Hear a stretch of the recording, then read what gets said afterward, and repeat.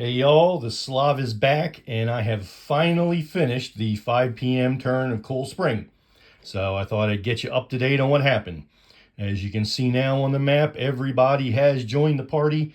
Rhodes's division finished deploying, coming on that northeast corner of the map. Uh, Ely's brigade did win the race to get into position, so Rhodes couldn't try any dashing run for the forwards maneuvers there. That probably wouldn't have worked anyway. But you can see the Union bridgehead is completely in position, and the Confederates pretty much have them completely surrounded. And we are going to get ready to really start having some fun with some firing and some shock. Did start doing some fire combat here on the left end of the Union line, trading shots with Forsberg and Patton's brigades. Actually, Smith did some firing as well, but there really wasn't any casualty-inducing fire there towards the center and right.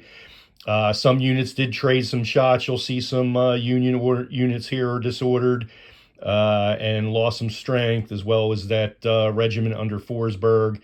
And actually, I think that one just got disordered, but you can see a regiment under Patton that also has a casualty marker underneath it. So we are trading some shots, hitting some fire.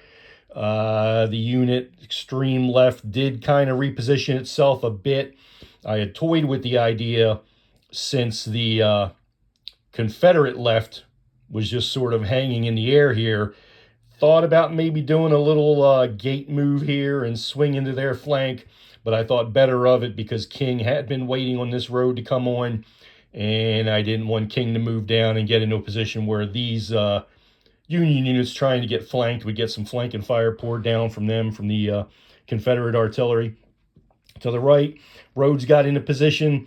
You see what look like giant stacks here, but as you can also see, certainly from the top units, a lot of these units, you're talking maybe 100, 150 men tops.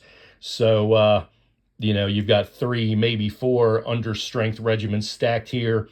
So that certainly made it easier to kind of get them on compactly. Entering the board, I did spread them out a bit, trying to get at least 4 or 5 strength points into hex when I finished forming my line here. Wells stayed in his attack orders. Wharton's division stayed in his attack orders. Rhodes came on in advance, like I mentioned earlier, to try to maximize their movement potential. Same thing with Ely, because they hadn't finished deploying yet.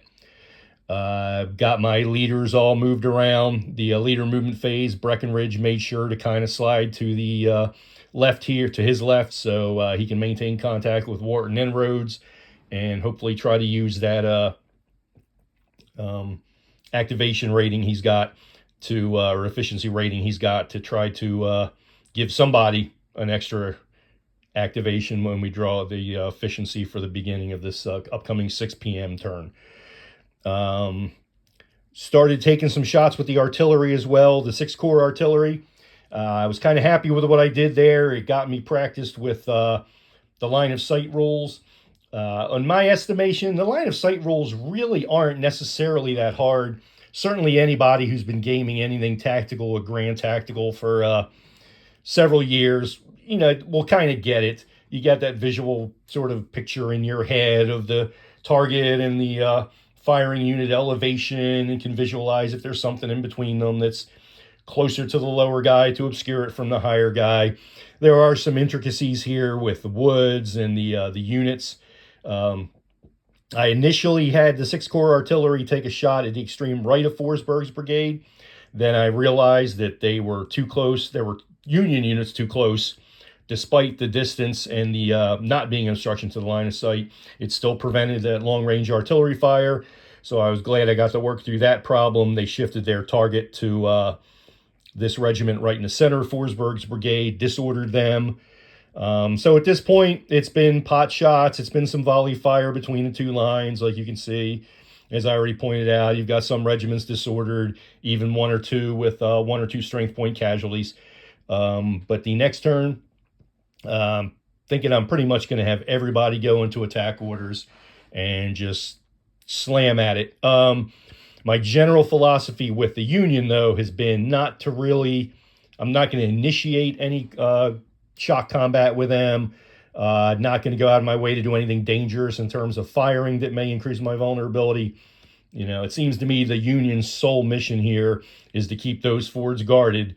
So force the Confederates to be the ones that initiate the volleys against them, initiate the shocks, and, you know, let the Confederates batter themselves to the maximum extent possible.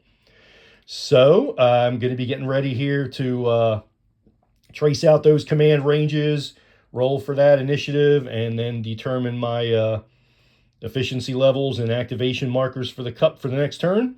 I will keep you posted. Just a little update on my side action here. Changed my plan for the Library of Napoleonic Battles. Since my last video, I obtained a copy of Napoleon's Wheel and saw that that has a scenario, the Dürnstein scenario, that is playable on a map the same size as this Cold Spring. So it'll be 11 by 17, smaller number of units, kind of a set piece action, almost like this sort of is, at least the way it's playing out now. That Talavera scenario, once I got everything set up, there, it wasn't an unmanageable or really terrifying counter density, but it was enough that trying to reacquaint myself with the system, it might have got a little cumbersome for me. So Dürnstein looks like that'll be much more manageable as the reacquaintance with the library. So I'll get that set up as well while I'm playing through this. Hopefully I'll get through these quicker. I may go to a situation where I give more frequent videos within each game turn. Maybe just show you one brigade or one division's activation and the results, just to keep posting stuff instead of this fewer and far between like I've been doing now. So that'll be the update for now. I'll see y'all real soon. If you haven't already done it and you like this content, please hit the like button. If you haven't subscribed already, please do so. Spread the word. Hexy just had a live feed last night where he talked about the channels that he enjoys. Really appreciative that he gave a shout out to me. Lots of other great channels were mentioned on that video. So if you haven't seen that, please go to Hex and look at that latest live video of his that was uploaded, and you'll get lots of other good content ideas for watching people play games, and might see something you like and see something you want to buy later. So see y'all later.